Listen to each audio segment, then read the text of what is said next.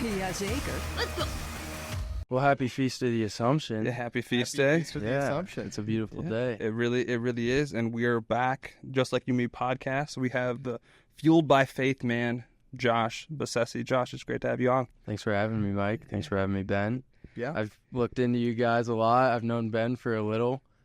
It's been a while since I've seen him, but it's good to be back, and I'm glad you reached out to me. Yeah, no, I saw your page. I saw everything you were doing. We're obviously going to get a little bit more into it as the podcast kind of goes on, but I just saw what you were doing, talking to people about faith.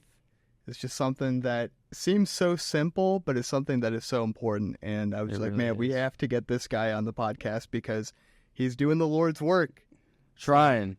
And I've been inspired, and I owe it to a lot of different outside influences and great people in my life that inspired me to actually go out and share the knowledge that I've gained over 20 years of a good Catholic family and good Catholic education. I feel like I've been given so much, I have to pay it back. Yeah, that's a beautiful way to put it, and that's what we want to get into today is kind of see where that started, where your faith started, and how it got to you where you are today. Yeah. So, where'd your faith kind of start for you? So, I'm an Akron, Ohio native. My family, they've been here I'm like the 5th generation now. But I got Irish Catholic relatives, Maronite Catholic from Lebanese. So, it runs in my family on both sides. And thankfully, in a day and age where faith has kind of died out, and I'm so glad you guys are doing this because you're fighting that fight. But my family's held on to that tradition for a while, and we still hold tight to that. I mean, I can think of like driving to Disney World as a kid with me, 3 brothers, and my parents in the car. We're young kids yelling at each other, screaming, but my dad would start saying a rosary and just make us go along with it. And we'd start by saying, like, we're going to pray this rosary just to pray for a safe drive down. And it eventually quieted us down. It gave us peace. As a young kid, you don't really think twice about that. You just think, like, my family prays together. That's normal, right? But, I mean, looking back at something so simple is just, especially on the Feast of the Assumption, I mean, it's wonderful. And I'm very grateful for the upbringing I have. And the fact that my family, we still go to church together, we still meet up together all the time, and we're just very tight-knit. Yeah.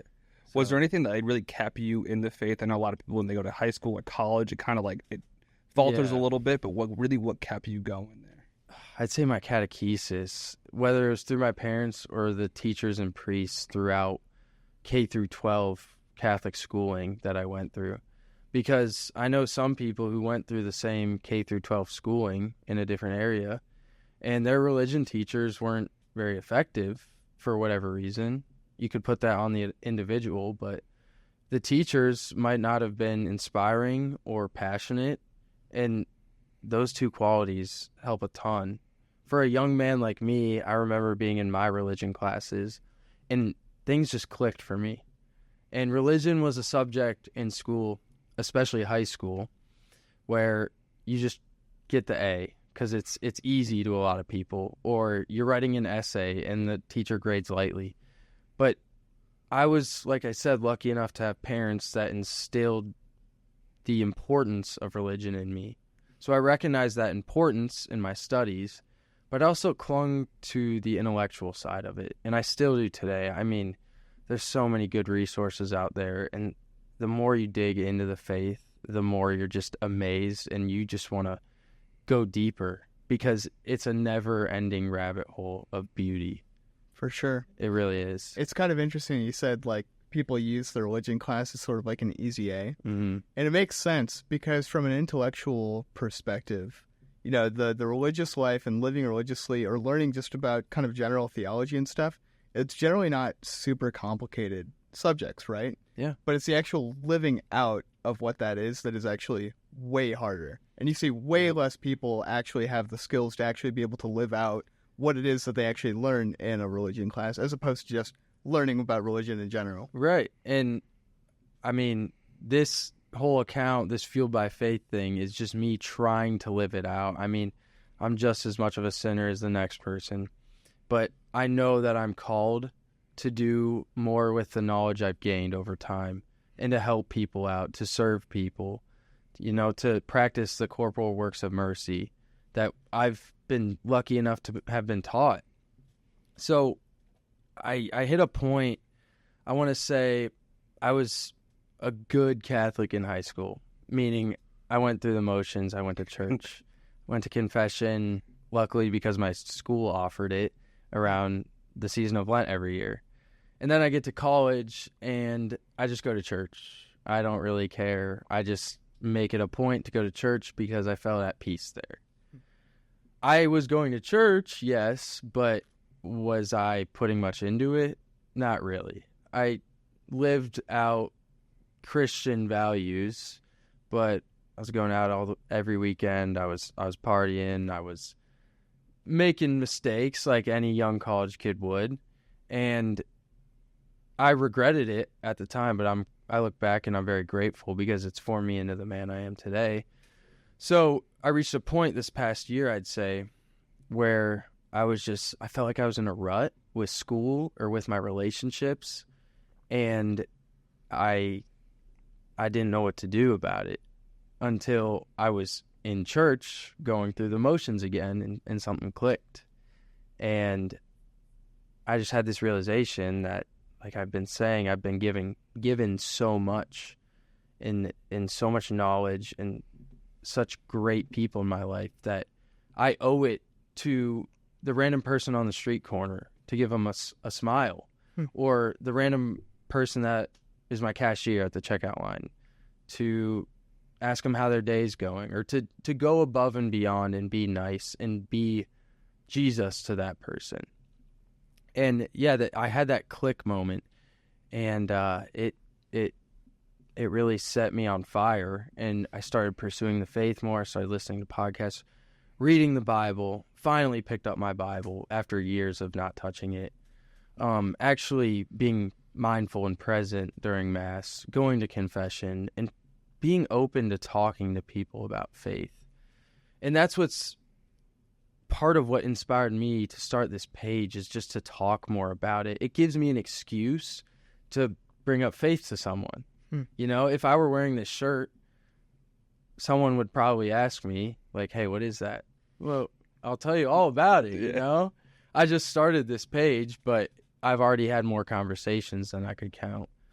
And it's been beautiful because I found that a lot of people have Christian values because we live in what I would call a post-Christian society, and we're kind of running off the backs of what our Christian forefathers and ancestors have built for us in such a great country as America is.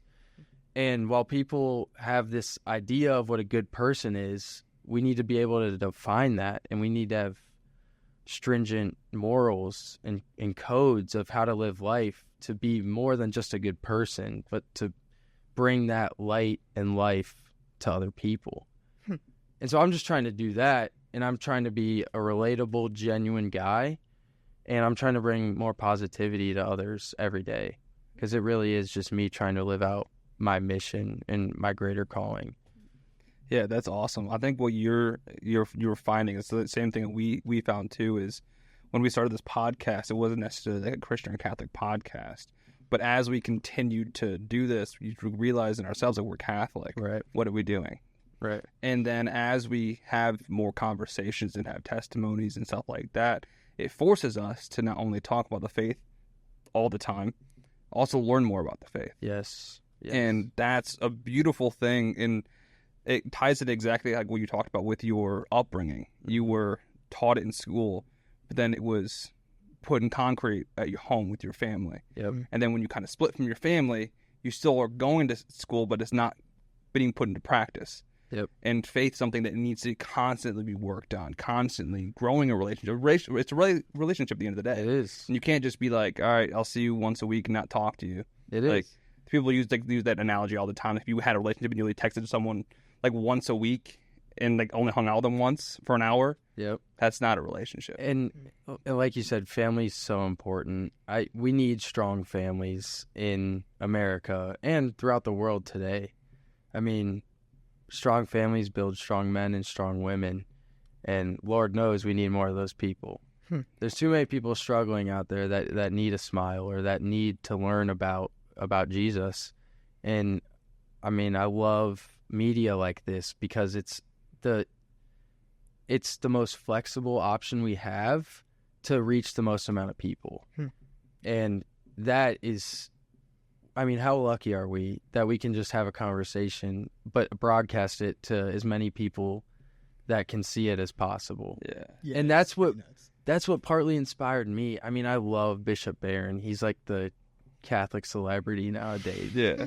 But he's humble and he's so knowledgeable, and he has this talent that is so rare that he can talk intelligently but bring it down to anyone's level. But he can also build your own intelligence in the process, right? So he really inspired me just on commutes to work or just walking around campus. I'd put in headphones and I'd listen to one or two videos. He inspired me to be more open about my faith. I think one of his main quotes is that the Christian faith, the Catholic faith, is not a private faith.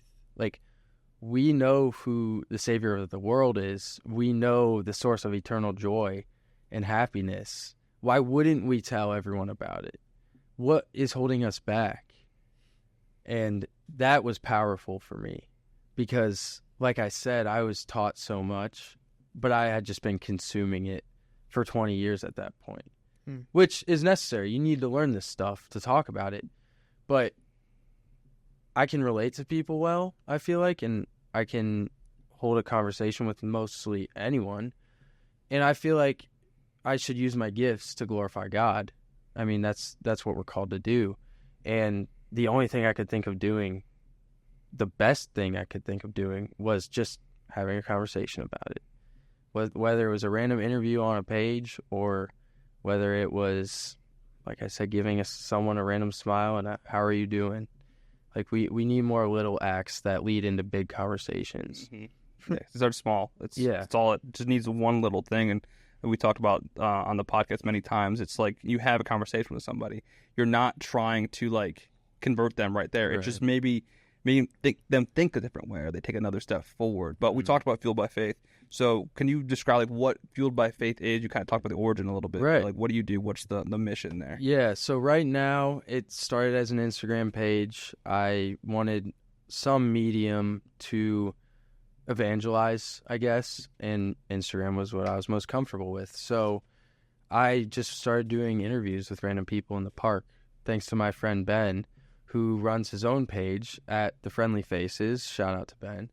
But he goes around and interviews people, asking them about peace, positivity, happiness in their own lives.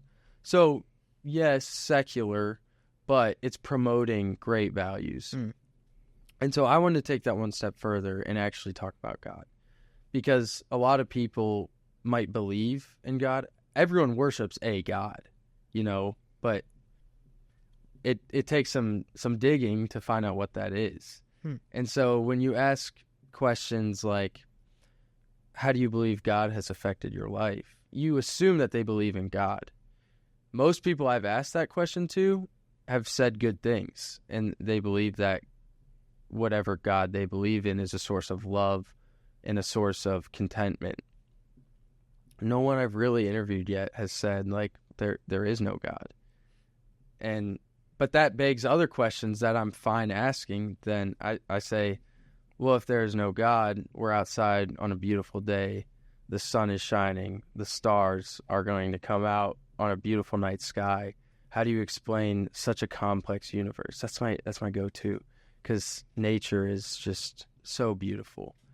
But little things like that are tangible and relatable, people really have to think. And I've thought plenty about this stuff. I've researched it. I've asked deep questions in my own head and pursued the answers to them. And I've been lucky to have found them and found the truth in the Catholic faith. So with Fueled by Faith, I'm trying to spread that message through interviews of random people. I had a little series called Park Perspectives where I like that. go and talk to people. Yeah. So That's awesome. like I said, shout out Ben. I started it as like I call it the 3 Fs. It was faith, food, and fitness, because I'm into all of those. Those are my 3 big hobbies. I wouldn't call faith a hobby as much as a lifestyle and a philosophy, but food, I love good quality food, and I believe that we express, there's a lot of beauty to be expressed in food, how we fuel ourselves, fueled by faith, obviously. But food is just as important to make us feel physically enabled and active as faith might be. And then fitness goes right along with that. I mean, I think those 3 things, amongst others, like family and friends, I mean, you could call it the 5 Fs at this point. Yeah. But those things are key to me as an individual in living a God-centered life. And so I wanted to convey that message. So I've done like a recipe video or 2 just to get some content out there, because people like watching that. I like watching a quick recipe video. Yeah. If I can find a nice healthy recipe online, I'll try it out. I enjoy doing that. Fitness, I just figured I'm training for a marathon right now, and I figured I would maybe film some of that, or try to put out some sort of structured program or something for other people to get inspired by, because I find inspiration on a lot of different pages, and I want to add to that. I know the mission with this podcast as well is to put more positivity on the internet, where there's just a slew of negativity. And so I wanted to join that awesome cause, because we need more of it. I mean, the internet is the marketplace of ideas nowadays. There's really no more traditional town square or town hall that people go to and voice their opinions. Nowadays, opinions are drowned out in negativity, and there's no real face-to-face interaction. Everyone can hide behind a screen, say whatever they want. Right. You almost have to force out those interactions. Right. And yeah, that's why I think it's a really good thing that you're doing. One, just because of the faith aspect of it is obviously so important. Like you said, right, we were talking about it before the podcast really started recording, but like you said, there's so much negativity and depravity on the internet. Yeah. And we said before the podcast started, it's not going away. And so the only way that you can really truly get rid of it is by overshadowing it with something that's good, and just throwing good stuff that's, at it. One simple thing that my mom always told me growing up, almost all the good things in life are just very simple things. But this was one really, truly simple thing that I think a lot of people can just, even if you're not religious, can just kind of go along with. But it's just the idea of choose the good, right? If you live by that question, you're going to constantly be asking, what is the good? And the good is always going to lead you back to God, no matter what. Yeah, because if you're living life by goodness, right, you have to actually beg the question, what is good? Yeah, exactly. And just choosing to do good things for the rest of your life. And that's something that I think is really cool about what you're doing, is because you're kind of going along that question a little bit, just asking people. What was the question? Can you say it again, like the one that you asked people first? The first question I asked people, the one I mentioned earlier, was how do you see God in your life? And how has God affected you? I love that question, because you're not asking them, you're not starting off by saying, do you believe in God? Yeah. Like, you don't have to start out with any sort of you don't need to figure anything out about them. It's a very active question. It's not a loaded question. You're not leading them anywhere. You're just asking them, like, okay, you can answer. I'm like, how has God affected your life in a good way?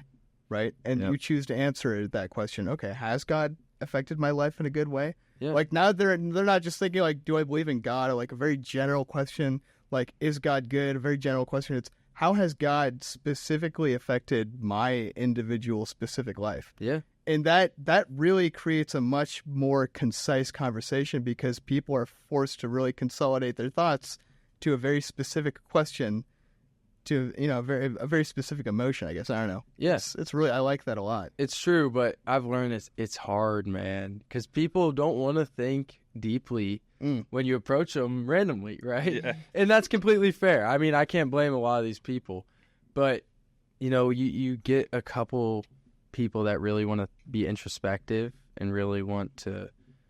I had a guy tell me he felt called when I approached him to talk.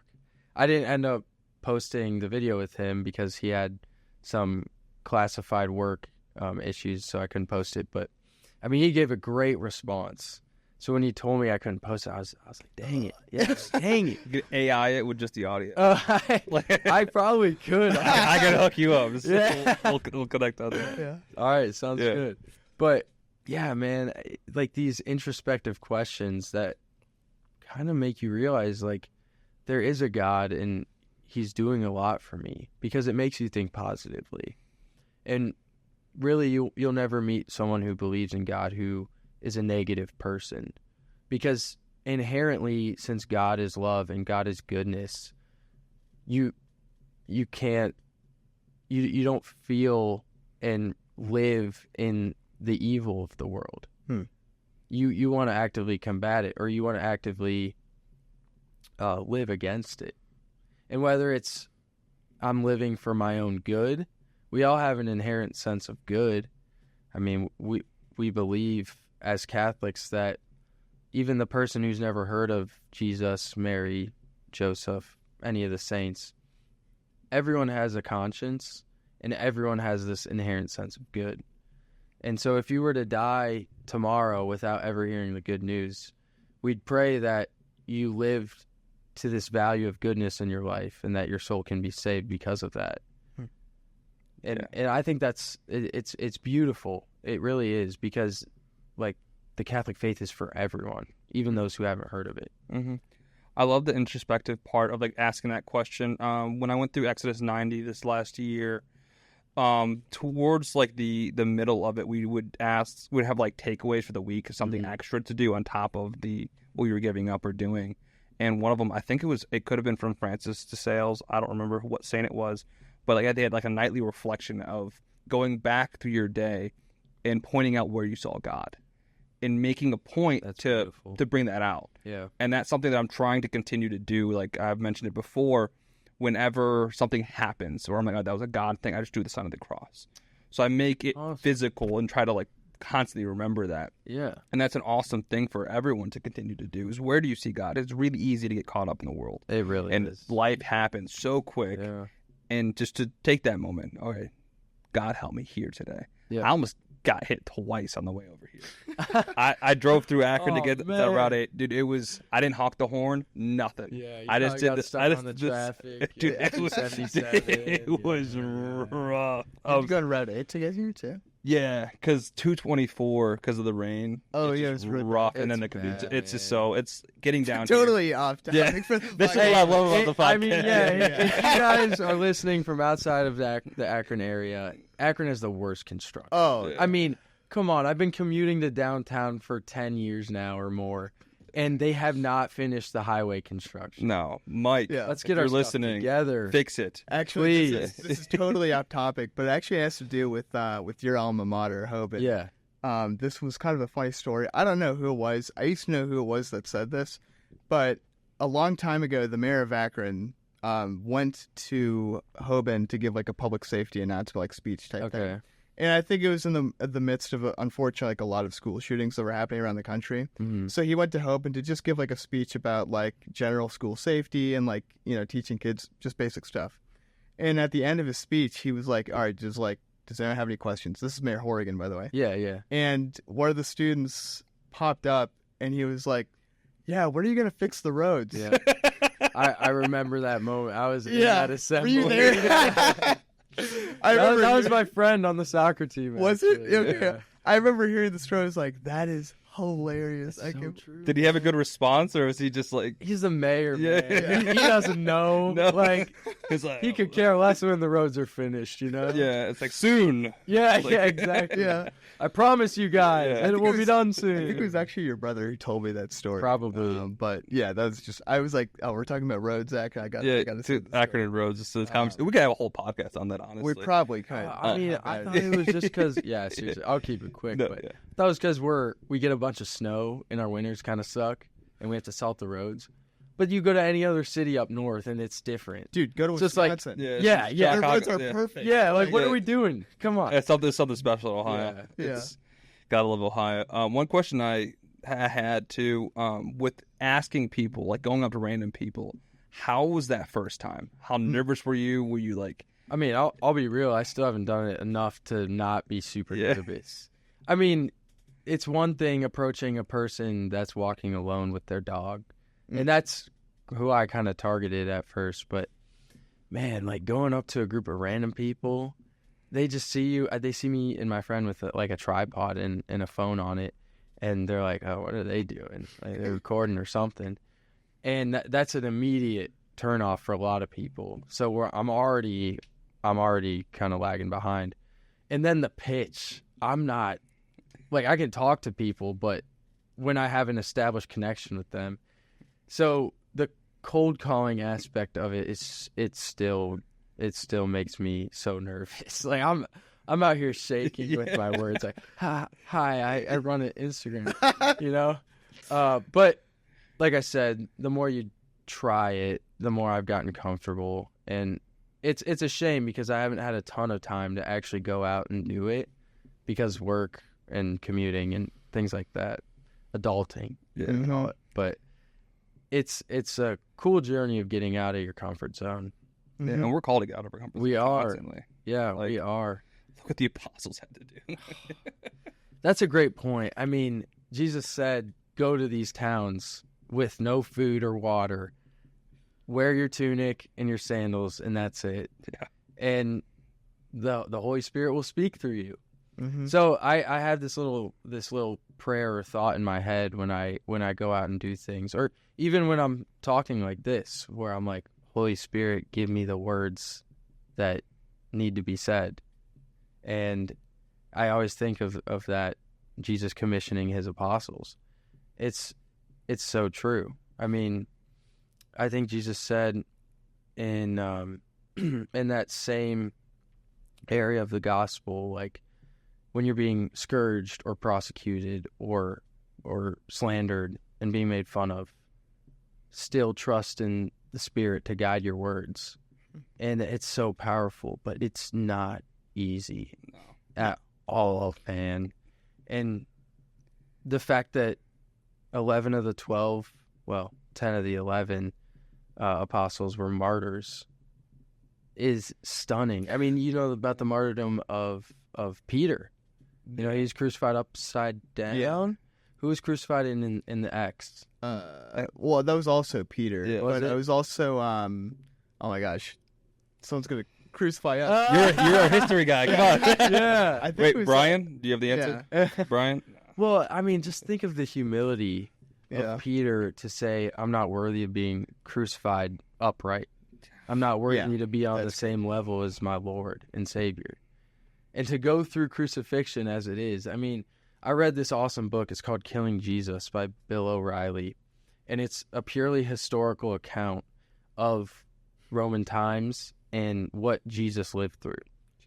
And so I'm not a huge history buff, but I enjoy context and getting the full story.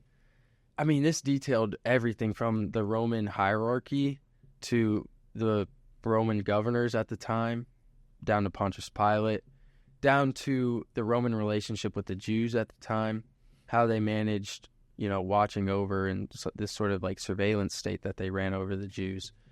And even to the logistics of Good Friday, where, if I recall correctly, Jews were celebrating Passover in the temple, Mhm. and they were slaughtering the lamb, and they were giving up sacrifices to God, while there was another crowd that hated Jesus that was outside of the temple that the Romans specifically attracted so that they would have a better excuse from the public to crucify Jesus. It was sort of a setup, at least the way the book depicted it. I wouldn't be surprised. That's a kind of an interesting thing, a way to think about it. You would never think about that, but it does kind of make sense. Right. Yeah, because I always wonder, like, how the Jews get so angry. Like, Right? Because they didn't really know. A lot of them wouldn't even have probably known. Well, no. Well, then if you like watch like I like the Chosen. It's, Yep. I love the Chosen just because it's a good visual of what's going Mhm. on. They loved what he was saying. He walked into the city on a donkey. Yeah, like a king. Exactly. Yes. And that was the point the book made, because a lot of Jews were converts and at least fond of Jesus. Hmm. And they hear about the miracles. They see the glory in him when they just look at him, right? I mean, imagine like laying eyes on the human Jesus walking on earth. As a goosebumps, yeah, I can Right? imagine. I mean, and like you said, blessed are those who don't see but still believe. Amen. But Yeah. seeing is also believing. I just can't imagine how beautiful that would be. No. But yeah, this book, fantastic. I would recommend it to anyone because it really gives you the layout in the lay of the land. Right. Yeah, that'd be interesting. Yeah. Have you found any like hate comments or anti-Christian Catholic comments yet on your page? Not yet, but I want to keep doing this. And I want to embrace that. I want to start discussions. I want to actually bring those people on to a future interview podcast, whatever it may be, and get their perspective. Yeah. Because I have no problem talking to anyone about this stuff. I believe this is the fullness of truth. We believe that. And so I want to do my best to bring that truth to as many people as possible. Yeah. That's so I do this, and then I have another page, Divine Revival, which is like kind of what you're doing a little bit, like the social media like influencer type thing. I just produced a video and posted it last week. Nice. And it said I clickbaited it very, very well. I'm very proud of it. It says, why Catholics worship Mary. In the first 5 seconds, I go, they don't. And then I just I explain it like using the Bible, the catechism, everything. Beautiful. It was so fun. I'll check that out. Yeah, I'll just send it to you. It's please. awesome. But yeah, there's a mix of comments on there. Some people are like super like thankful for me making the video. Then people just ripping on Mary. Yeah. It took us a while to kind of get used to those types of comments. Yeah. Because sometimes I feel like they're attacking you directly, but they're not at all. But you're as a human, you're like, oh, he said this. Exactly. Yeah. We might have burner accounts that we've commented about before. Yeah. It's really interesting, and that honestly has helped me grow in the faith so much, because I'll see someone say something about like a Bible verse, or you don't mean this is wrong, and then I'm forced to go prove why it's right. Exactly. And it's fantastic. That's why I love making videos like that. I'm going to make a bunch more. I think the next one I want to do is either purgatory or like what the crucifixion actually means. Yep. And what Catholics actually believe about it. Because I wanted to dive deeper into it. Like, I know like at a basic level, and I can articulate it there, but having to talk for 5 to 10 minutes about it and explain every detail, I cannot do that right now. Well, I was talking about a similar situation with the priest at my home parish, St. Hilary, Father Cameron. He's a younger priest. I love Father He's on fire. I love him. Yeah, he's awesome. But I have a great group of guys. God bless them. I take all my classes with them back at school. And we just gotten so close over the past couple of years. And a lot of them are Protestant, or they were raised in a faith-filled family that believed in the truths of the Christian faith, but maybe not the fullness of truth. So I've gotten the question a couple times of, why do you worship Mary? I was like, okay. It's like we don't. Yeah, right? But like, I get it. Let's talk. Yeah. So, and I mean, these are like some of my best friends. So we just go on. And like you said, it really causes you to open your own eyes and to really reinforce your own beliefs. And hey, if your beliefs aren't true, you're going to figure that out quick, right? Yeah. There's an atheist or something that recently, I forget who it was, he's like, I'm going to disprove Catholicism. Okay. Now he's Catholic. It's like, he's like, you dig in. So how do we get people to realize that truth? How do we get people to want to pursue that truth? Ask questions. Yeah. Yeah. And also understand them as like a person, right? I one thing that is really cool about, like, obviously what you do, but also what you were just mentioning, you get all this feedback from different people who shout things at you, and you can kind of get a sense of like their mental, like the things that the things that they have problems with aren't always necessarily the things that they call out. Yeah. It's really just kind of like some kind of underlying reason that causes all that. One thing I was going to comment on that you said before, where you were talking about the prayer before you go to talk to people about, like, Holy Spirit, let me say the right things. Yeah. You think about when the Holy Spirit and Jesus actually commissioned the disciples, and the Holy Spirit gave the disciples, like, the gift of tongues, right, to be able to speak to people. And you can think about that in the way that, okay, so they just learned how to basically say every single language. Yeah. But it's a little bit deeper than that, too. It's also granting the disciples the abilities to speak to people in ways that they need to hear it, right? Great there's a point. translation point of like, I'm hearing it in the way that makes sense to me. Mm-hmm. And so there's something that's like actually intrinsically deeper and more beautiful about that prayer to the Holy Spirit before you actually talk to people about, like, they need to hear things in ways that they will actually understand it. Yeah. Because you can give them all the theological points, you can give them all the logical points, right? The theory, right?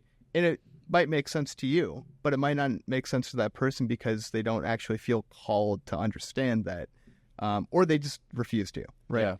Yeah. But the Holy Spirit is ultimately the person who's going to convert people's hearts, not you, right? We're the vessels who hope to bring the good news to the point that it would convert and change someone's heart. Yes. And that's why it's so important that you do it, because you need to give the Holy Spirit every opportunity to be able to work that. But yeah. Have you ever heard of the fragrance prayer? No. Neither. No. I don't know the whole prayer. It's not long, but it's a good prayer. Okay. I try to say it like when I do like my morning prayers. Essentially, it's all about when people meet you, they see Jesus. That when you speak, it's not your words, it's His words. Mm-hmm. And all through every interaction, it's just everything you are isn't yours, isn't you. Giving up it's everything God. to God. Yeah, it's absolute beautiful prayer. The fragrance prayer. Yeah, I recommend Write everyone that just down. reading it because it's humbling. Yeah. It's because, again, it's not about you. Yeah. It's not you. And something we've talked about a little bit too is like you're not to be the person that converts somebody. Mm. It's at the end of the day, it's the Holy Spirit, it's God, Yeah. it's Jesus. And like you said, speaking of tongues, I mean, what a great point that was, just being able to relate to someone on a deeper level. And that's where the real conversion of the heart comes in. And that's when the Holy Spirit does the work. Because it is hard in these quick interviews that I do to make any change that I can see that's tangible. My hope is that these people are inspired later on, and maybe they lay down in bed at night and they're like, let me think more about like who God is to me, or why don't I think more about my relationship with God and a higher power. So that's my hope. I just want to have some sort of impact. I mean, my page is like 200 followers. Like there's no one following me, and most people are my friends, but I know a lot of people that still aren't open to the faith or to God. And if I can inspire even a couple of them to come closer to God and to the fullness of truth, then I've done the Lord's work. Mm-hmm. I won't be satisfied, because you never want to stop, but I will be very, very happy. Right. I don't need a big following. I don't need to make money. I just want to help people and do the Lord's work. Yeah. It'd just be like an outward expression of Right. love.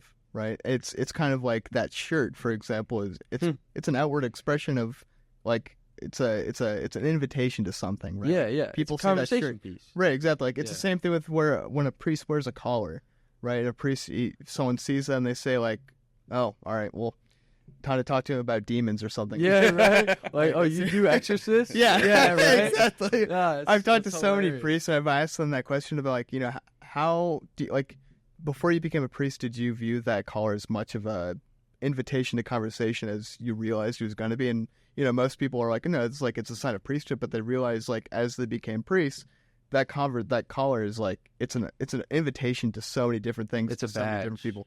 It's a badge. Yeah, it's the same thing as that shirt. It's a badge, and the same thing with the Instagram page, this podcast, all these different things. They're badges. They're invitations to try to to other people to challenge something, to challenge their way of thinking, and to for us to potentially, hopefully, open them up to something else that's much greater. Yeah. Right. And I've struggled recently with falling into routine and falling into my comfort zone. And even now, like, I'm struggling to generate content on a consistent basis, or to really get out there and do more interviews and to do more things with the page, because it is hard in your growth phase, and that was expected. But the page itself and the people around me, I mean, I'm so thankful, because these are resources and outlets I have to get me off my butt. Like, sometimes you just need a little kick in the butt to get you going.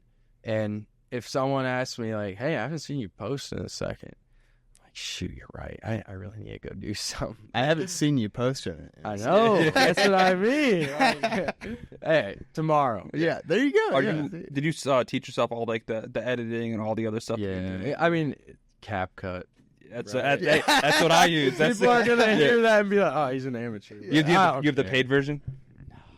I heard it's pretty nice. Oh, I got the paid version. It unlocks so many things. Yeah. It makes you look like a better editor than you might actually be. It's the beauty of technology. Yeah, because we use primarily CapCut. Yeah, but we self-taught on all of this stuff. Like, it's the way to do it. Yeah, you have to just figure it out. Just learn. And it just takes time. It's not hard. It just takes time. But it's a good hobby too. Yeah. Like I always tell like my wife when I'm like working on stuff and I'm just like sitting at home like not doing anything, but I'm like editing, I'm researching, doing whatever. I'm like, I told her like this is my video games. Yeah, yeah. Like, you know, a lot of people like have outlets in some kind of way. This is what I choose to spend my free time with. Mm-hmm. And what better to do than try to spread the kingdom of God on your free time? I agree. It's so fun. I agree. And especially when you get into editing, like there's so many different things to do. It's constantly changing, and then different like video ideas. I almost get to a point where I have too many ideas. I just need to stop and just execute at this point. It is exhausting to a point. Yeah, and that's when my go-to before I go to bed is reading a good book. I was reading Thomas Aquinas's shorter Summa. And that's the summary of his Summa Theologica, which is a summary of the Catholic faith, or a summary. Oh my of goodness, man! I mean, even his summary of his summary is just mind-boggling. But to me, the intellectual games that something like that makes me play, it's fun. It's fun to me, and it's beautiful too. Like I said earlier in the conversation, there's so much depth. You will never find something that can't be pursued and expanded upon in the faith, because and that's kind of a struggle for me in trying to talk to people too. It's like, man, what do I start with? Like, what do I do? Because the more I learn, the more you know, the less you know. So I'm just at times overwhelmed by the fullness and the vastness of the faith and of the talking points that are available. Mm-hmm. Yeah, that's a beautiful thing. Yeah, it is. It's really cool. I think how lucky are we to have such a long history of tradition, scripture, beauty, miracles, and just a community to spread the word about. Yeah, for sure. Yeah, I think one of the really cool things too is, I think especially a lot of people get caught up in this idea too, like. When you get an idea of something that you can do for your faith, you become like, I don't want to say the word is obsessive, but you become like really focused. Yeah. And then you become like, what are all the possible things that I can do to like continue up this like trend, this little routine that I have, kind of like you were saying, you got caught up in routine. Like I need to be able to do everything I possibly can to come up with like these points to say to these people. Yeah. And sometimes like really all you have to do is sometimes you just have to listen. Yeah. Sometimes you just have to be quiet. Yeah. Like something that I know that like we found doing this podcast was, we said it before in another podcast. I don't remember what it was, but just like when we first started, we had to come up with like X amount of talking points. They had to be at like a certain time in the podcast. And they had to be brought up like boom, boom, boom, boom. Otherwise, you weren't going to know. Broken out list. Yeah, exactly. Because like, scripted, who are we to just talk about stuff? Like, we don't know what the heck we're talking about. We're not experts in anything, and so we need to like do the research, do this. And for certain things, like yes, you obviously have to do that. But it became more of like once you got the guest on and you had that person, you realize like, wait a second. Yeah, we can just let this person talk the whole time. Yeah, I mean, let's be honest. Look at Joe Rogan. I mean, I'll listen to his podcast. He only talks about MMA and drugs. Yeah. I mean, the guests carry him. Yeah. And he's the most popular podcaster in the world because of people like to listen to outlets. And one thing that's really cool about something that you're doing and something that we're doing, we almost become like a platform. similar to like social media. I mean, like social media is so popular because people are able to just go on it as a platform and they can just vent out what their thought is or something like that. Like Twitter. Like Twitter is obviously like the ultimate like version the ultimate vent. Yeah, it is the ultimate vent where people can just go on there, and like that's what podcasting is to some extent. So, like, I'm not saying that that's necessarily a good thing, but a lot of podcasts become that, where they become that platform. People just like to listen to people that have something to say. And the thing is, like, most people have something to say. And it's genuine, too. It's genuine. Because normally, like, what you're doing right now is asking me about my personal experience of life. And people crave genuineness. I mean, I listen to podcasts over audiobooks. I couldn't tell you why, besides the fact that conversations are genuine. And audiobooks, while they can teach you a lot, sometimes you just want to hear other people talking about real things and not something that's scripted and laid out, which I'm like what you were saying with planning out your podcast. It's sort of like writing a book. Then you're scripting it and you're giving it thought, which is great. There's always a need for that. But it does kind of take away from the beauty of being genuine too in conversation. Yeah, and that's why we like the platform we've made, where it's just a conversation. Yeah, it's all especially asking faith formations like stories. We always start there, and then wherever it goes, that's where it goes. Love to talk about, and they should, because that is the catalyst in someone's life. I think you said it on your episode where you never see someone who's practicing the faith that's not joyful. And I think it's so true. I mean, yeah, we all have our bad days. I mean, even this week, I was kind of down in the dumps. But at the end of the day, I'm grateful for so many things. My family, my friends, the opportunity to work, the opportunity to eat food, and enjoy the community around me. I mean, I could be in a nursing home right now. I could be fighting a war in a foreign land. And, I mean, really, we have so much to be grateful for. And it's little things like that, little thoughts like that you just have to focus on, and that faith will inevitably bring you to. I used to think faith was just a good tool for making people satisfied and content and happy with life. And yeah, it is in a sense, but obviously there's so much more to it. But that's also my thought with talking to the average Joe who might not believe in God. It's that if I can live the example of being a happy and joyous person and find myself successful because of it, because of the energy that I try to portray in life, then hopefully that person would want to be more like the example I'm setting. And I say example because, like, I think of my dad. He was the best example of always being positive, even after a hard day at work, or always looking at the bright side in certain tough situations. And I mean, I love my dad. He's my hero. And he is the most humble man and a man of faith.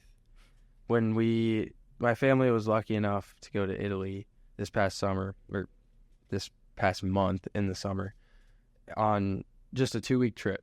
And it's such a beautiful country. Oh, yeah. Food, the people, the churches, man. I mean, St. Peter's is a little overwhelming. It's so extravagant. It's so big. Sadly, a lot of it's just touristy. Yeah. In a sense, it takes away from its reverence. Nevertheless, coolest thing happened. We go to St. Peter's in the morning, and we get to climb to the top of the dome, which is a really cool experience. And this is the most beautiful building in the world, if you ask me. But we had another appointment somewhere. Some touristy attraction was calling our name. And so we're walking to it through the city. But we made a point to stop at every church that we walked by. And because most of these churches that you never hear about in these old cities, especially Rome, are beautiful. They're just covered in beautiful Renaissance paintings, and I mean, they're stunning. But we walk into this church, and they're holding open confession times. And, I mean, one of the most, like, humbling things that you can see as a young man and as a person looking for formation is your father going to the confessional, no questions asked, and humbling himself enough to admit his wrongdoings to the person of Christ through the priest. And I mean, yeah, that as an example is something that I'll always remember. And my mom goes in the confessional, then me and my brothers all go in. And it just sets you in motion too. And they teach you the beauty of these things. And yeah, forever grateful for that example in my life, because I wouldn't be trying to get out of my comfort zone and doing something like Fueled by Faith, or even having this conversation, because frankly, I probably wouldn't care enough if I didn't have these examples in my life. So That's beautiful. That's fantastic. That's what I'm gonna have to try to figure out how to do. Yeah, you guys are fathers, Yeah. right? But you're doing the Lord's work, and Absolutely. I mean, I hope you guys have big families, because we need more of them. Yeah. God willing, whatever God gives us. Yeah, that's exactly. There's one thing you said too on that last thing about, like, you want people to be an example of people want to be. Yeah, if you're just always sad, depressed, looking at the, like, oh yeah, this is horrible, like, why would anyone want to be that? Yeah. But if you're that joyful person who's always smiling, always sees the good side, Yeah. you're like, why are you so happy, and how can I be that happy? And I'm not always like that. Life. Right? Yeah, life, man. I'm like seen as the pessimist out of my three brothers sometimes, and it's true. Like, I'm not always joyful, but around my friends and even at work sometimes, like, I'm just trying to be the light in someone's day. Yeah. Because I know how important that person is to me, and I just want to, like you said, be that example to other people and emulate that light. Yeah.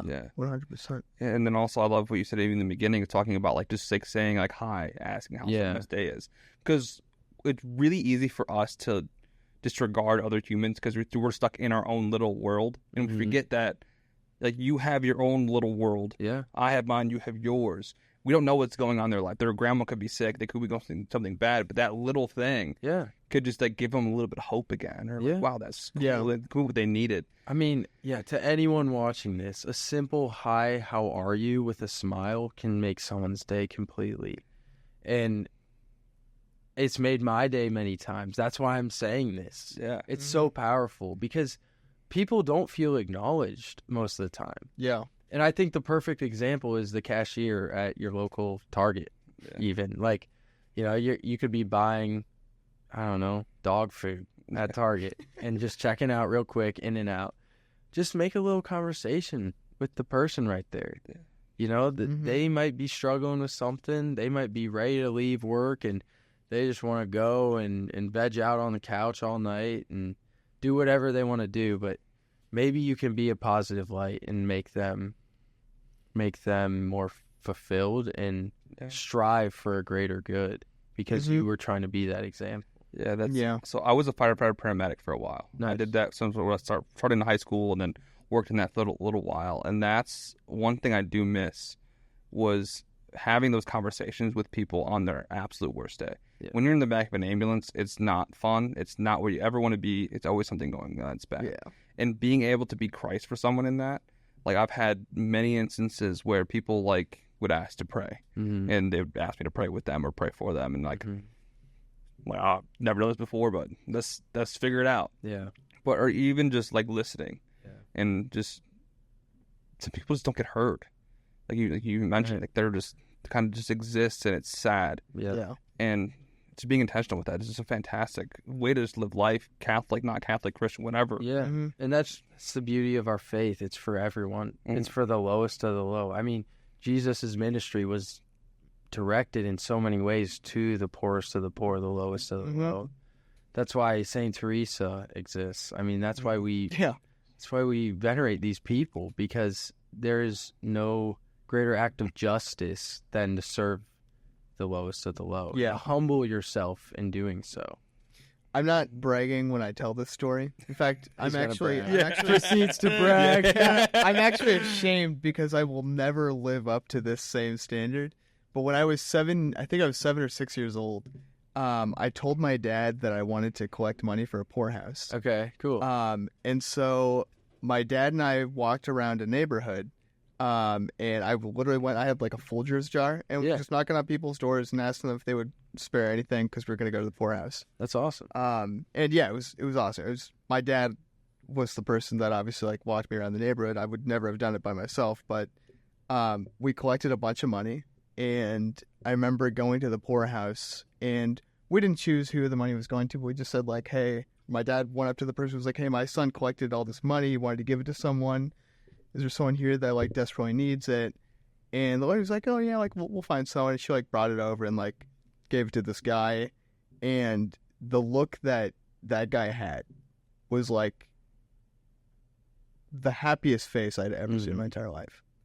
And it truly changed me. So much to the point that I've never done it again. But so much to the point that like for a second you almost saw what God looked like, right? Yeah. And it's just a beautiful thing to see people that are actually happy. And it does change you, right? Like when you see someone that is truly joyful, that does change you as a person. Yeah. I had a similar experience done to me when I was playing soccer in high school.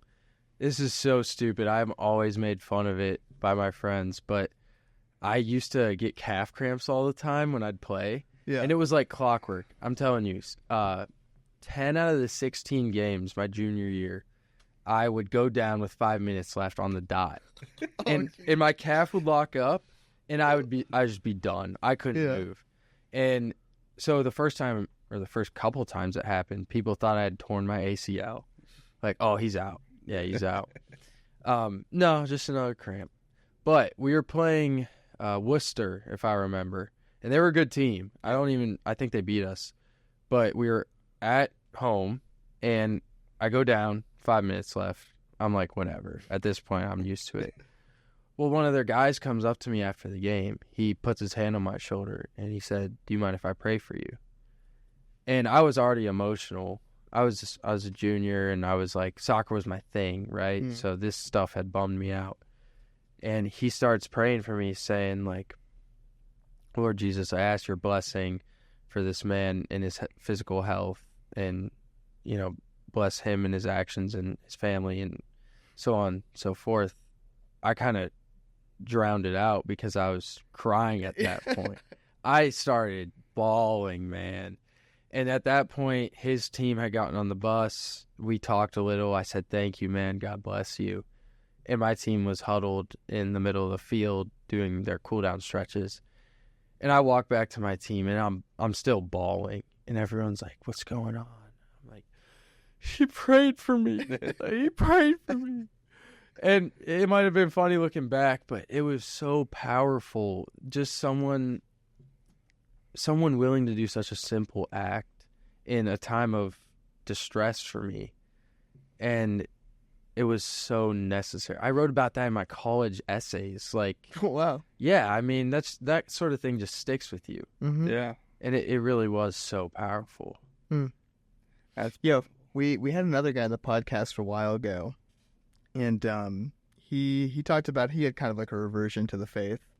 And he said the reason he kind of fell out of his faith is like he never felt that he had any love shown to him by anyone in the faith. Yeah. And so he just kind of fell out of it naturally until he experienced like a simple act of love, and then all of a sudden his heart was changed. Yeah. Like it really is those simple actions. Yeah. Like that's such a simple action to just pray for someone. But to actually go out and like do it, it's so hard. It's why hard. is it so hard? Yeah, why is it so hard? Right. I found that there's this block when I'm trying to interview someone. I can say like, Holy Spirit, guide me. I can like prepare mentally to make this thing work. But there's still always that hump you need to get over. And to me, it's like that's the devil trying to block me out, right? So then I'm like, dang it, I gotta get over this. Like you can't let him win. No, you never can. And so then that's a little internal motivation right there too. Yeah, to win the battle. Yeah, well, you got to win the battle. Win the battle. And that mindset shift. I there's this hump in talking about faith with other people too that don't know about it, no matter what. And the more I think about it, the more I'm like, I can't let that stop me, no matter what.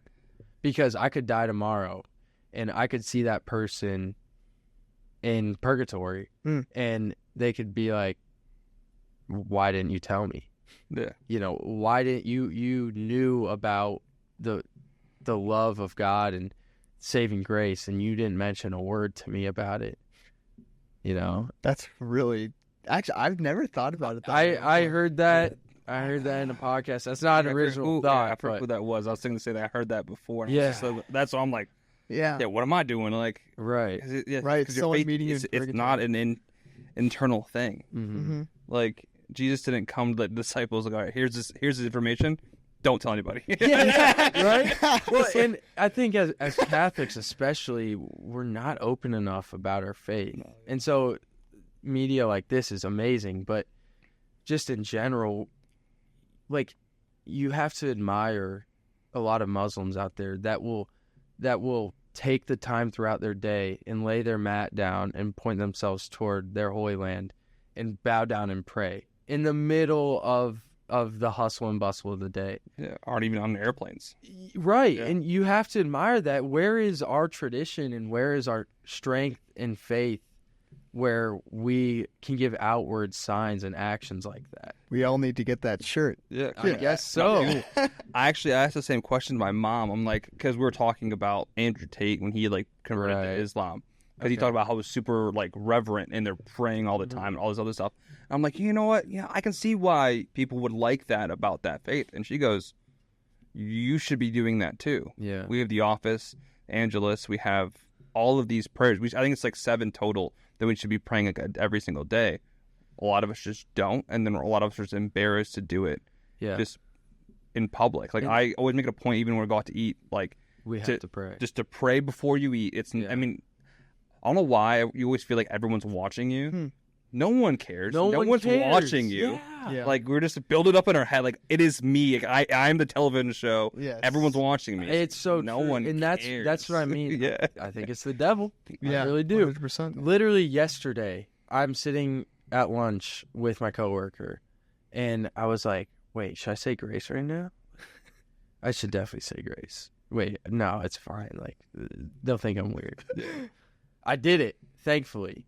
But there have been plenty of days when I didn't. You know? And you just come to the realization where, they don't care. Mm-hmm. They're gonna forget about it. But if they remember it, I hope it's in the best way possible, and that they admire the reverence and the outwardness of the action of praying. Right. Yeah. It's your character, right? It's who you are. I'm reading this book right now with Ashley. It's a book on prayer. Kind of embarrassing. I don't know who the author is. We just finished the first chapter. Okay. It's a priest from New York, he was just talking about general prayer life and stuff. He was talking about the importance of prayer, and he said that he was lucky enough to know Mother Teresa for a little while because she actually stayed in his household when she was starting her Poor Clares in New York. Wow. And when they were starting all these orders, it was obviously very busy. A lot of work had to be done, obviously, to get these households set up. You got to figure out schedules, planning, how are you going to make money, blah, blah, blah, that kind of stuff. And Mother Teresa told them when they were planning it all, she was like, we need to make sure everyone does a holy hour while we're doing this. And he was like Mother Teresa, we do not have time to do a full hour every single day of holy hour. You're nuts. There's no way that we can do this. She's like, okay, I guess we better make it 2 then. And the idea was that we have so much work to do. Yeah. Don't we want to be prepared for it? Yeah. How does prayer ever take away from any sort of work that we have to do? Right. Theoretically, if it's us calling to God for help, theoretically, any amount of prayer that you're going to do, it's only going to help you. Yeah. It's only there to help you. Yeah. Because you're literally putting yourself in God's hands. If you're in God's hands, you're going to be fine no matter what. It's just the idea of that and I'm obviously very guilty of this in the same way that literally everyone else is. Well, maybe I shouldn't say everyone else because I shouldn't be calling out people. But we all get caught up in the hustle and bustle of life, right? No, that's everyone. Everyone, That's everyone. And we think oh, I'm too busy to pray right now. I'm too busy to do this holy. I'm too busy to go to mass.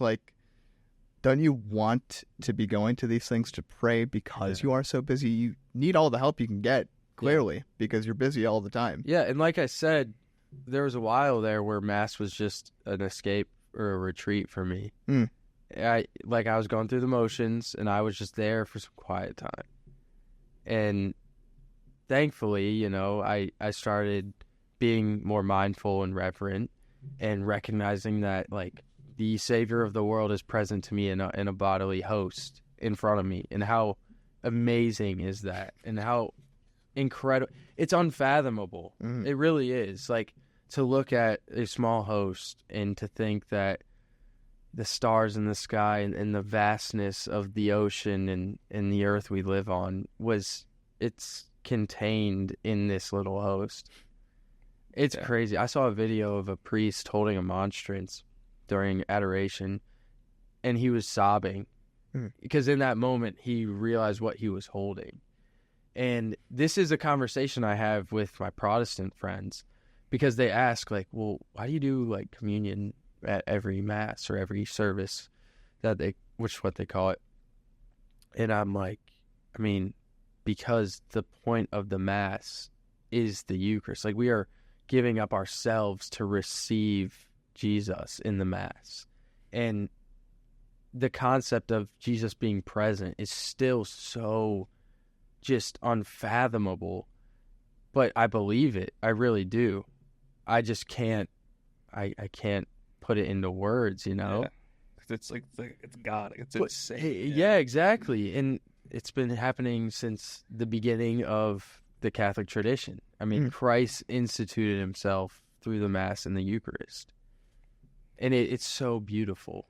And that is what gives me hope for the Catholic Church. There's a lot of things to be hopeful about. There's also a lot of things to be scared about with the faith. Because we went throughout its history of 2,000 years, it's gone through many ups and downs. And I'd say right now, if you look at it pessimistically, like, we are in a downward trend. Yeah. But the numbers don't lie. There are less Catholics today than there ever have been, or less people of faith that practice their faith. And the only thing that's held, it's not the only thing, but the one true thing that's held together the faith, the Catholic Church, over time is the real presence of Jesus in the sacrament of the Eucharist. Yeah, the teachings have not changed no matter what the people in the Catholic Church might be doing. Exactly. And it's really like the Catholic Church, like in like the U.S., a lot of people agree it's not doing the greatest. But then you look at like Africa and India and the Middle East, it's growing. It's insane. Yeah. The Eucharistic Congress, 75,000 people? It depends. Like, there's bubbles everywhere. Like, I don't even know if I know what you mean, like, in terms of, like, the downtrend that's going on, but I do think that there's a lot that's going on that's also just exceptionally good, and there's a lot of growth. But like you said, I mean, the important point to remember really is that, there's one thing that has been constant since the beginning. No matter how many things are, like, always changing, there's always going to be a reason to be pessimistic. There's always going to be a reason to be optimistic. But the one thing that can always make you hopeful and joyful is the Eucharist. Yep. And that's the one thing that is always, well, I shouldn't say the one thing, but the most important thing that is always go back to it. Yeah, it's the source and summit of our faith. Exactly. It's a catechism. Exactly. Boom. Yeah. Beautiful reference. Yeah. So I was talking to my friend about this while we were running. I was running with your brother too. And he was saying that back in the day when Christendom was the culture was Christian, because the word of God had spread so far and wide that it was ingrained in society. Like, and that's what I mean when I say we live off the backs of our ancestors and the work they've done to spread the faith. But there was a time when that was the norm, when having a big family and praying with them before meals and these traditional values were the culture of then. And the book my friend was discussing was saying that the big sin of the time was hypocrisy, where you could live in the ideal society or whatever that utopia looks like on earth, but you might not, you might just go through the motions. like what I experienced for a lot of my younger life. But in this day and age, like you said, a lot of people are on fire because there might be less practicing Catholics or just Christians in general. And we feel like we're up against a wall more than what people in the past have felt like. So we have to be on fire to spread the word of God. Yeah. Because who else is going to do it? Right. Yeah. You know, we don't feel that support from the culture. We're fighting the culture in so many different ways. I mean, like the Olympics were a great example, right? Yeah. Like the intro. Oh my God. I mean, it's crazy. And they're mocking the faith outwardly in the biggest event that should unite the whole world together in so many ways. And it's pretty evident that they're trying to make fun of the most peaceful and, dare if I say it, based religion in the world. Yeah. Yeah, no. Why does the Catholic faith get all the hate? Because it's the truth. Yeah, I always love that thought. And then one of the things I love, we're talking about Eucharist, and then that comment too, is when you have like true like satanic rituals and people like that, where do they get the hosts from? Only one church. Yeah. It's like you know what I mean. That's like that says it right there. Yeah. And I do see, like, I've been talking to people like doing the social media stuff. I do see like some sort of revival happening. Yeah. I mean, what was that school, and was it in Kentucky last year or something, that had like a praise and worship session that was like a week? Yeah, it was. weeks? I know Was it what a you're public talking school? About. I don't remember if it was some sort of college. It was I a don't university. Was yeah. it? Okay. I think it was a Christian university. Okay. Yeah, All right. dude, and it just went on. Like, it was just crazy. Yeah. And then like the Eucharistic Congress, Yeah. and then like there's stuff like Seek. I think Seek last year had like 25,000 people attend.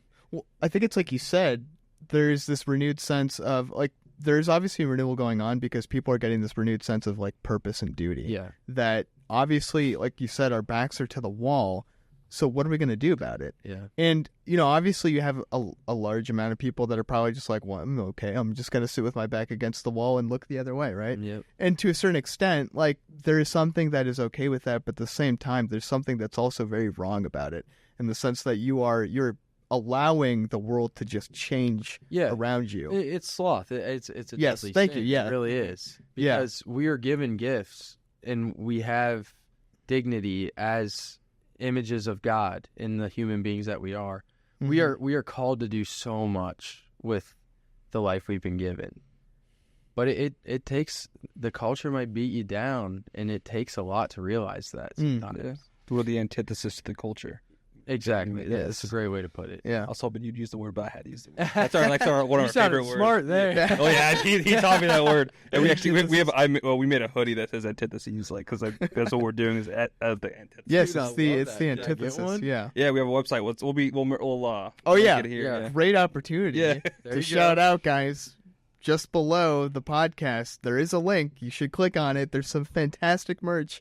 I think we can probably link your. I don't know. Do you have a page or? I Yeah, don't, not yet. No. Oh, I know. When it's there, we'll make Wow. sure we let Yeah. everyone know. We'll It's coming. we'll throw it all out there. Yeah, 'cause, I mean, Don't worry. it happened. How long have you been doing the Field by Faith? Oh, maybe a month and a half. Yeah. oh, dude, Yeah, you're 200, fine. 200 subs. Yeah, are you kidding me? Awesome. All right. Yeah. All right. Dude. We're at 400. The podcast, we did it for a year. Oh, okay. Yeah, it's not like you said. It's not about the numbers. It's just about like just the quality of the stuff that's happening. Yes. And you get one person to ask a question, like, that's insane. And we realized like the other day that like over 100 people listen to each episode. That's awesome. Which is crazy. Well, imagine that. You go. Well, you guys were homeschooled. Yeah.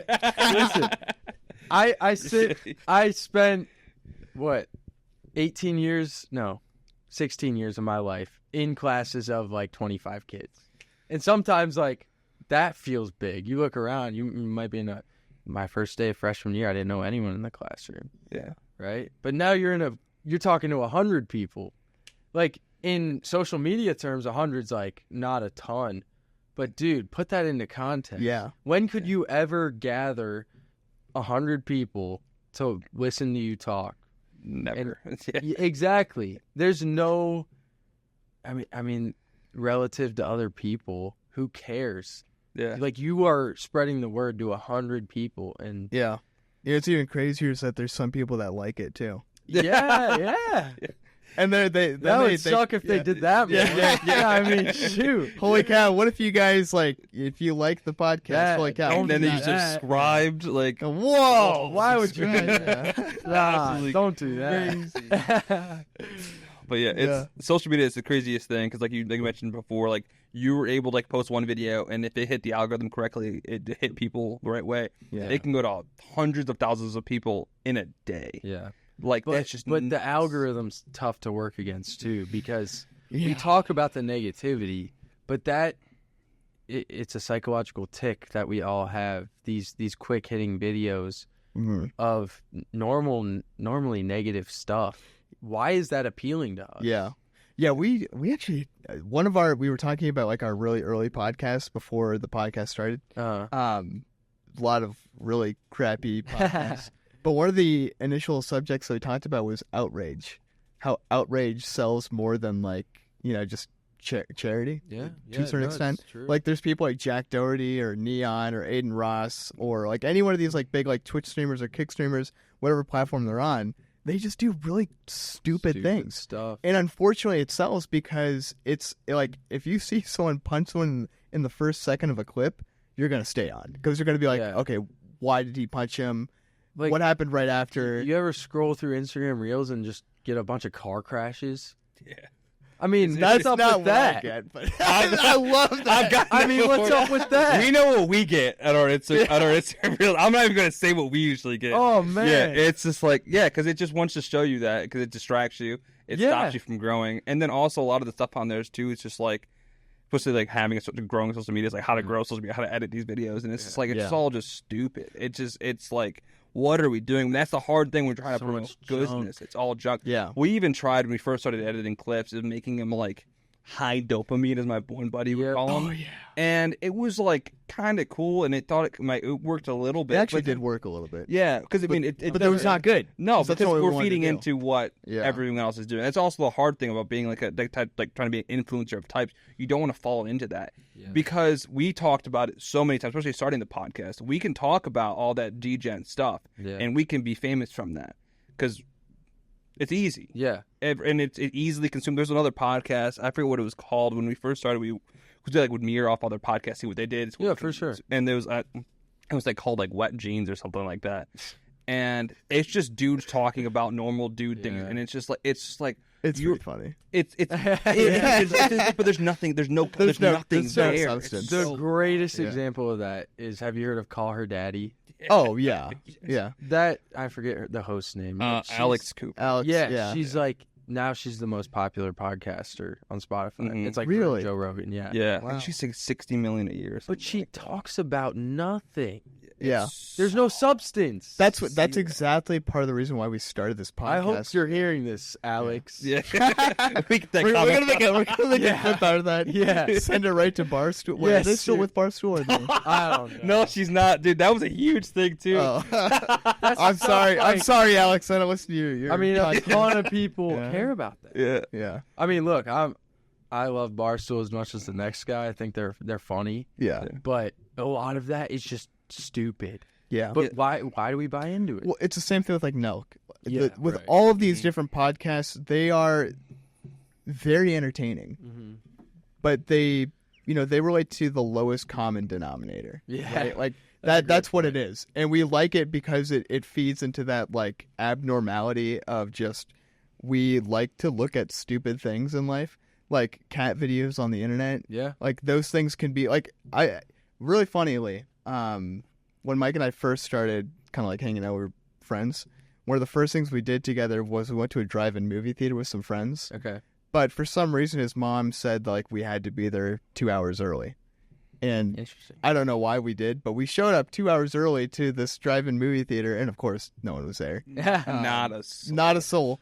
And so we were like, okay, what are we going to do? Like, we got to do something. We're in Barberton. Like, we got to figure out something. There's nothing to do here. We're at the Magic City. Yeah. So we're there. We're trying to figure out, like, do you have a ball or anything? And he's like, I don't have a ball in my car. But what we found was a glove. And we picked up some rocks from the ground, put them in the glove, tied the glove, and played catch. That's awesome. And we're like, dude, this is amazing. what guys can do. Like, we can literally just like find entertainment in the most simple things. And you remember that too. Oh, Yeah, it it's was like one of the first times, like first bonding moments. Yeah. We didn't know each other at that's all. awesome. Just Yeah, we like just, randomly sitting in the car, I feel so bad for kids that your classic iPad kid that doesn't have the time to just be bored. Yeah. Because no one loves being bored, but look at the beauty that can. But you come find something to do with it. Right. Yeah, bored. You might start a podcast. Yes, I was bored at work. I started Yeah. this page. Yeah. I mean, seriously. That's what happens. But I think talking about more like the degen content and why people like that, because everyone's always going through something. Like, right, we're trying to be better, and there's ups and downs, and there's struggles. And the easiest thing to do is ignore it. Right? It's to ignore what's going on, and then just put your time into just scrolling, watching content that doesn't get you better. So then you feel better at the time, but then you still feel bad when you're bored again. And you go back to it, and it kind of gets deeper and deeper and deeper. And having to pull yourself out of it is so hard. Yeah. Like, I was a huge Nelk fan. I actually almost wore my full send hoodie today. That's so awesome. glad I did it. That's why I awesome. made this merch like this, because the hoodie's just like this. I love the hoodie. So I'm like, all right, I'm just going to just change They're it out. nice. Yeah, they are. They They're get really you, good man. quality. They get you. And just trying to just acknowledge like the silence. Yeah. Acknowledge you're bored, and then actually heal yourself. Grow, get better. In a It's world crazy concept. Yeah, in a world of distraction. Yeah. I mean, these social media apps have been highly engineered to erase that any element of sedentariness or just any element of boredom. Mm-hmm. Yeah. I remember COVID. I mean, I feel like so many people, including myself, struggled with like a TikTok addiction. Oh my goodness, yeah. scrolling through all day, and you look at the clock, and I remember I had homework to do, and I was like, I'll just scroll through a little, and we've all been here. You scroll, you find a video, and it's like a car crash. You're like, scroll again. Dude, these car crashes. Yeah. And then, of course, it's like a girl dancing with her tits out. And you're Yes. like, oh, okay, cool. And then it just feeds into you. Yeah. And your Algorithm. stupid desires. Yeah. Yep. Yeah, we always talk about takes it always every at night, like psychological 8, 9 o'clock, and it just switches, and then you Right. get sucked in, and then it's all right. 1 o'clock in the morning, you're not sleeping at all. But there's actually something I want to shout this out. I want to be sponsored by them so bad. Brick, there's this new thing. Okay, it's a little device. It's kind of like a tap to pay. Okay. And so what it is, it's that you have this device and you have an app on your phone. So you tap the device, like your iPhone, like the Apple Pay, whatever, and it opens up this app. And in that app, you can restrict certain apps. Okay. Right? So you can lock your whole phone out, so you literally can just call and text. That's it. I Right? love that. And the only way to turn it off, like to get access to your apps again, is to go back to that brick and tap it again. Okay. So like your physical action. you have to physically get up and go tap it, right? I'm like, that is genius. That's exactly That what I is need. genius because there's the screen time app on your phone in your settings. Mm-hmm. Dude, I just bypass it every time. Every single time. Yeah. Yeah, because like my brother JP, he had an app too that kind of made your phone like a dumb phone. But if you really wanted to, you can get out of it. Yeah, exactly. You know, it's so easy to. But when you have to physically get up, I'm like, that's genius. That's Brick, amazing. Brick, I'm telling you right now, I'll make so much content for you. Yeah. Just Brick. answer my email. Sponsor Yeah, me. yeah. Dang. It's a perfect thing because in this society we live in, you can't be without your phone. No, you can't. Like, especially if you're working any type of business, you have to be accessible and you have to have a smartphone with authenticated or apps and all these other things. But you don't want the social media all the time. Every once in a while, it's good to, it's just relax, unwind, watch YouTube every once in a while. Yeah. But to be able to just turn it off and you just can't get it, and then you go back, I'm like, Yeah. someone was thinking. I want a flip phone at this point in so many ways. Yeah, I would definitely want to end up with a flip phone. I don't know if I'm ready to do it yet, but at some point in my with life, business, it's so hard. Yeah. You Right. know what I mean? Like, exactly. because you have the like for Ring Central, all these other things that you have on your phone to have these communications, and I'm it's scared for hard. the kids, to be honest. Like the iPad generation is still like what 11. Well, Like, that's what they're I not mean. all the way I have there, little like- cousins. I mean, me and my brothers are mostly a decade older than all of our cousins. And I see them, playing with each other when we're all together. But then they just go back to their phones or their iPads, and they're just watching YouTube.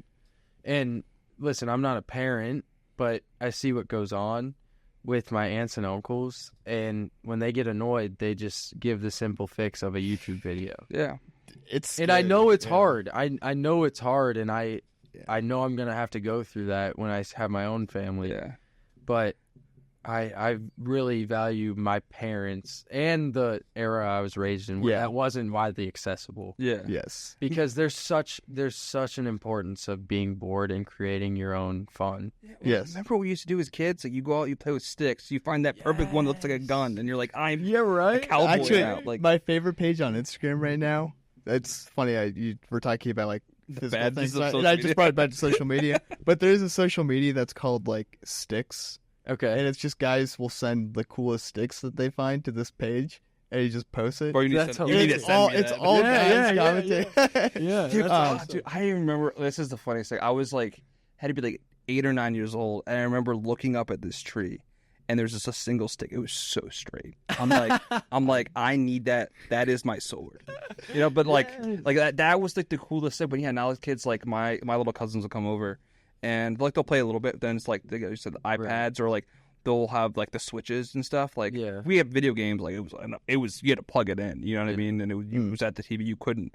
Like then they had PSPs a little bit. Those were nice. I'm really interested to see like when our kids get to an age where like most people would give their kids iPads to kind of see. I don't want to. I'm going to do my absolute best, but it's going to be so interesting. Even the electronic devices that we had growing up were very limited what they could do. Exactly. Like a DS could only play DS games. Yeah, I was addicted to my DS. Yeah, I love Pokemon and Mario, man. Oh yeah, I have a story about. I had my this addiction, one bro. game. I'm trying to remember what it was called. It was like a key game. Or it was like a guy with like a key. Oh, something with hearts. Zelda? Yes, Something with Kingdom hearts. Hearts. Kingdom Hearts. Oh, Dude, that game was so good. And Mario Kart 2, that was like my those two goodness. games were probably the games I played the most. Oh, but like my goodness. those were limited, right? Like you could only play those games. You couldn't really access the internet because you didn't want to because those devices were so slow. Yeah. But like nowadays, an iPad, you can do endless. It's everything. It's on everything. an iPad. Dude, I remember we had this Game Boy that had this Pokemon Silver that didn't save. And so that was like the craziest adventure to try to like finish it. You keep it plugged in all the time, and if someone closed it, you lost everything. Yeah. But there's this funny story. So there's this one time when you're young, you always try to push the envelope, right? Like you have the Game Boy. We wanted to finish this game. So Chris and I would share a room. We had bunk beds that were right next to each other, and so our parents thought we were sleeping. We were playing there. Oh yeah. My dad had enough of it. I was I think I was 8, and Chris was probably 7. Okay. Right? We were young kids, and he comes in, and he's like, "Put your running shoes on. We're going running." Wow. It's 1 a.m. Wow. Right? So he's following us in his car as we're running.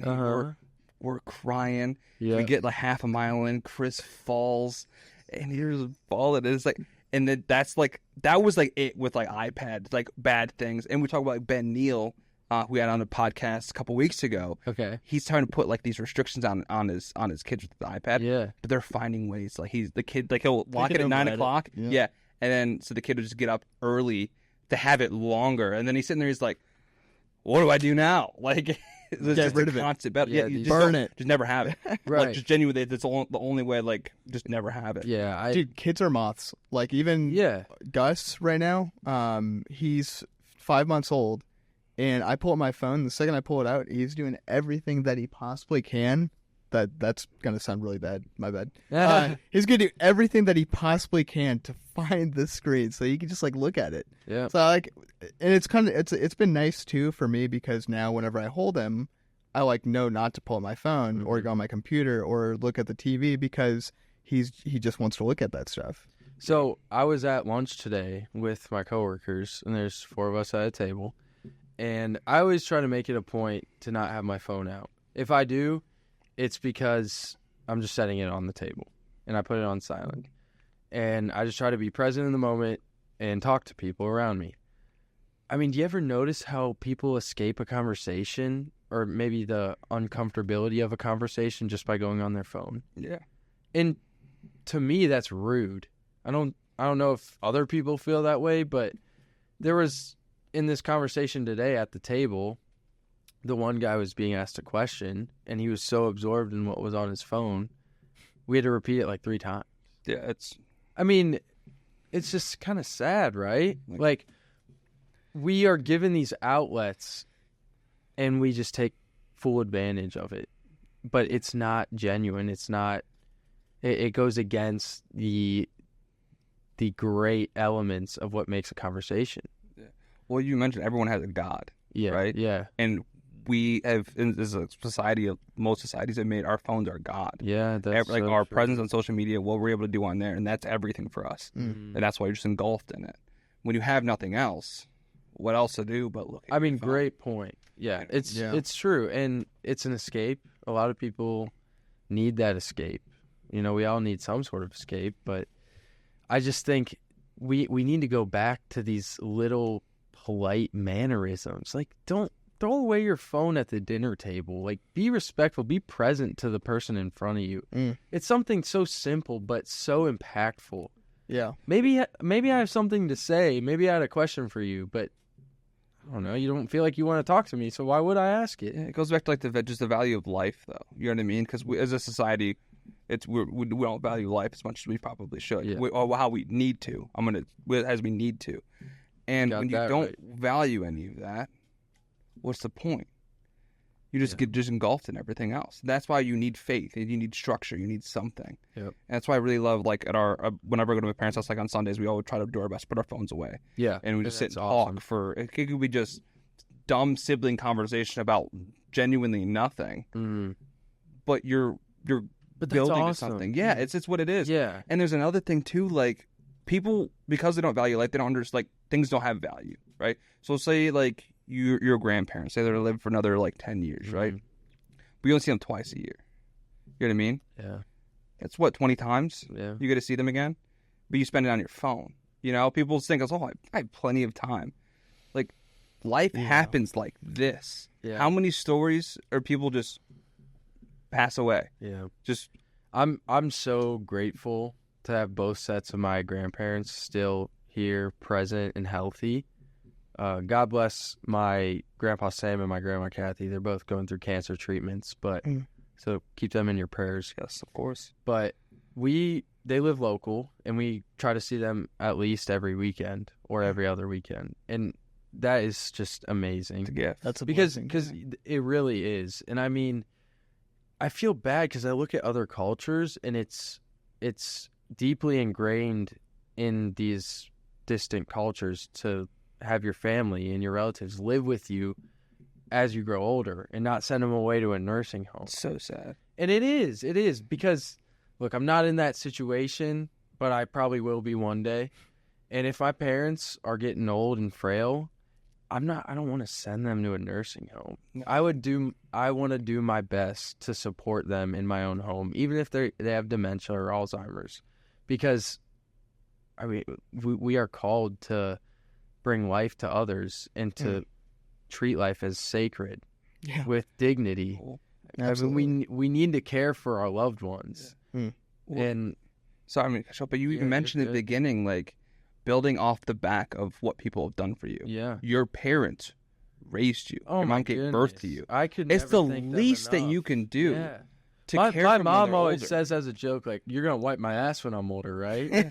I'm like, She did it for you. I mean, honestly, Mom, I have no argument against that, Yeah, right? like I owe it to you. I really do. yeah, and that's just, like, I even talked about it. Like, we're so entitled as just this generation that we forget of how much it took to get here. Yeah. Like, Yep. we just think, like, we just exist and this is it. Yeah. No. There's thousands of years of history that got us to this exact moment here. I'm very fortunate where my great grandparents immigrated here, and my grandparents immigrated here. Same here. Yes, you can hit those stories and see, like, the hardships. Mm-hmm. Like, my great grandfather worked so hard that he had a stroke when he was, like, in his 50s, right? Yeah. And then just, like, that's beautiful. So my life and everything I do is to build off of what my ancestors did, Yeah. to be better than my grandfather, than my dad. And it's not like a pride thing where I'm like, I need to be better. It's because they worked so hard to give me an opportunity. Who am I to just piss it away? Yeah, right. And that's what I was saying at the beginning of the show. I mean, I've been given so much. It's only it's my right and my duty to pay it back and pay it forward. Because who am I to waste that away? I mean, if you extrapolate your ancestors and you have your two parents. They have their two parents, and it's two to the whatever generation, the 10th generation. You're in thousands of ancestors that have every little interaction, every little struggle, every little hope and desire and failure have somehow brought life to you in this moment. Yeah. So you need to live like you have people fighting for you. I think someone can fact check me on this. Brian, you can fact check me, but I think going back 10 generations equates to 32,000 different ancestors. Is that insane? Or It's what? either 10 or 8 generations. Yeah. What's 2 to the 10th? That's been- what we got. That's what we got. That's what we got, Yeah. Brian. But no, it's 32,000? 100%. That's what like No, people what need is to it? think about that. Genuinely need to think about that. 10 generations? That's it? Wow. But still, Someone told me that recently, so, it's not my blame them. fault. It's not your Yeah, fault. it's yeah. But either way, like that's still so many people that lived life, and especially you keep going back a little bit farther. No AC, no electricity, all Oh these my the goodness, normal things we right? have. Like The we things we take for granted. yeah, genuinely, like No running water. No. I mean, man. like in our life expenses, like what we're able to do and how easy our life is right now. So true. It's So the true. easiest ever we've ever lived. But I feel like a lot of people would say it's to a fault. Like, we've reached a point where life has become so easy in that for so many people, there's no daily struggle to fulfill your needs physically with food and nourishment, that we seek this greater calling. Yeah. And like we were talking about, this revival that we see is happening, I think it's in part because of that, where a lot of people are sick of the comfort and the false hope that we're promised, and the false distractions through social media or through just superficial interactions. Like, inherently, everyone has a sense of realness and reality. And once you break free from the constant cycle of distraction and false promises, you find your way to God, right? Because He is the truth, and He is the foundation and what gives purpose and meaning to life. Because in the past, I mean, if we were living even 100 years ago, we'd probably be scraping away for food, and we'd be working 100 hours a week to feed our families because, like, podcasting wasn't a thing, and we just wanted to do what was right to feed our family. Yeah. And we're lucky in so many ways nowadays, but it's like the absence of problems is a problem in itself for so many people, including myself. Yeah, 100%. Yeah. And just like I said, it's the path to God. Yeah. But like this has been absolutely fantastic. This conversation, like we talk about, this is what's needed. But what we like our guests to do at the end of every podcast is give a little call to action, our final thought to the audience. Yeah. So this is your time. That's your camera. Okay. Well, I'm Josh Bissesi. I run a smaller Instagram page, Fueled by Faith. And my main slogan is, what fuels you? And I ask you guys today watching this, what fuels you? Is it a greater purpose? Is it giving greater glory to God?